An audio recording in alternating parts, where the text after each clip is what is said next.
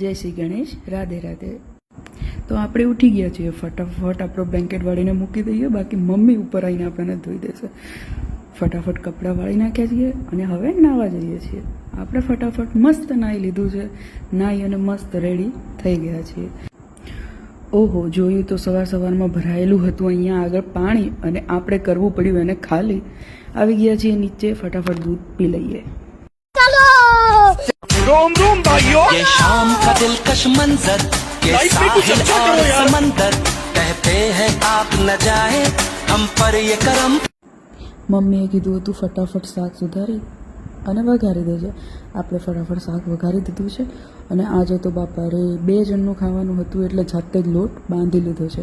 મારે અને પપ્પાને જમવાનું હતું, નાનો ભાઈ ગયેલો હતો રામદેવરા, તો એનું જમવાનું હતું નહીં, મમ્મીને ઉપવાસ હતો. ફટાફટ રોટલી અને સબ્જી આપણે બનાવી લીધું છે.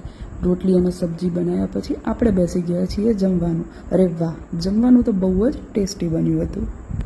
ખાવાનું તો આપી દીધું છે માતાશ્રીએ, પણ બીજું શું, વાસણ તો ઉટકવા જ પડશે ને વાલા. अच्छा ठीक है.